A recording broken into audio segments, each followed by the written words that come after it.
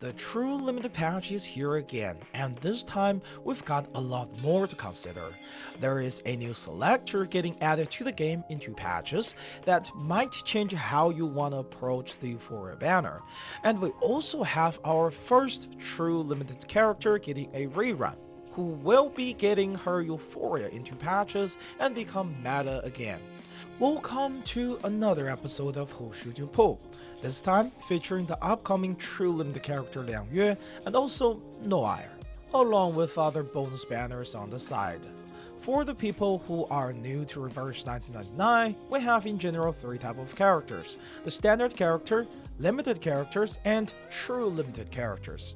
Most of the new 6-star fall into the limited character category, and in just 3 patches they will become standard character and be obtainable off-rate, aka in last 50/50s. However, every 3 patches or so we will also have a true limited character. These characters will not become standard character and will not be obtainable outside of their patch. Liangyue is one of such character, and you will not be able to obtain her after this patch until she gets her rerun in about a year later. While most single character banners will have their petty shared among other banners, true limited banner does not have shared petty. You will always start from 0 petty, and it will also all be gone when the banner is over. However, one good thing about the true limited character's first banner is that they also come with a special spark shop.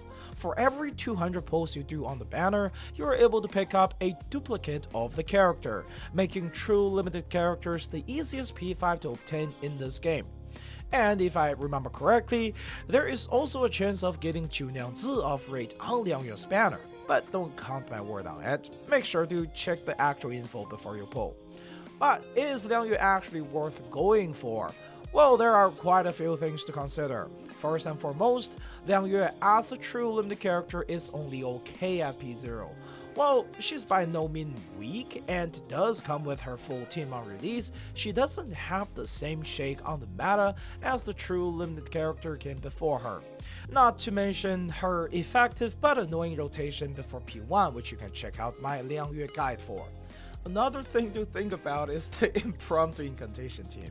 With the addition to SKIPPABLE, the impromptu incantation has now fully reached the power level beyond that of Liangyue's follow-up team.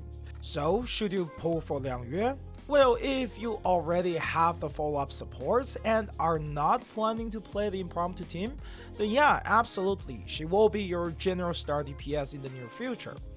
If you don't care too much about the rotation comfort, you can just get a single copy and stay at P0.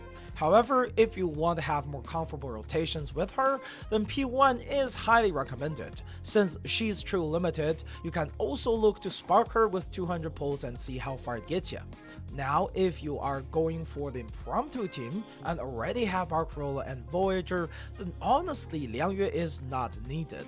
One of the biggest benefits of impromptu team is that it's its own thing and doesn't fight for support from other teams, while follow-up supports are some of the most high in demand character in the game right now. Also, if you are skipping Liangyue, just make sure to still spend the 10 free pulls they gave you for the banner before they expire at patch's end. Now, let's move to the second half of the patch with Noire. Just skip her. Yeah, just skip her. With the help of Euphoria Millennia, she does pretty good damage, which doesn't matter because right after her, in the first half of the next patch, we will be getting Recoleta, who has faster rotation, better synergies, and even stronger damage output than Noire. And in my honest opinion, Recoleta is a must pull. She's an absolutely broken unit that redefined the ultimate team along with Euphoria Millennia, so I would highly recommend for everyone to just skip Noire for now and save your pull for Recoleta to make sure you can get her. Now, back to the juicy true limited stuff. With this patch, the first true limited rerun with Jiuniangzi is about to be here. So, is she worth pulling? Well, depends.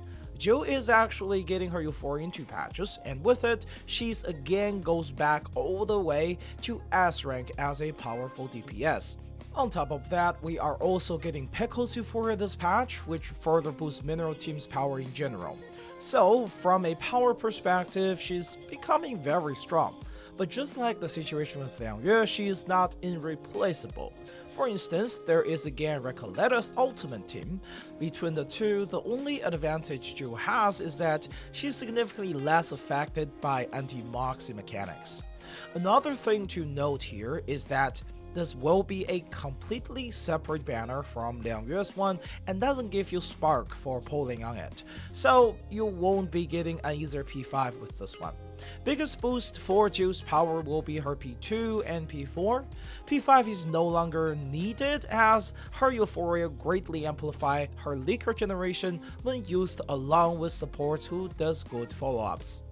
Now, this time we actually have a bit extra to talk about when it comes to Euphoria banner.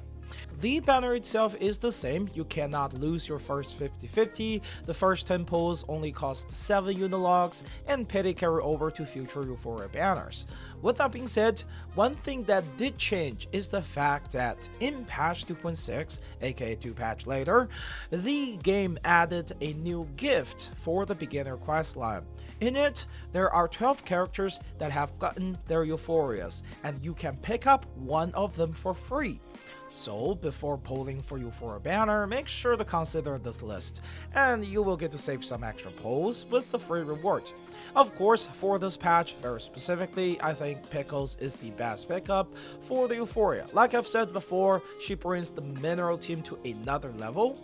For mineral DPS only, he can give them the same level of boost as Mercuria, which allows you to free her up for something else.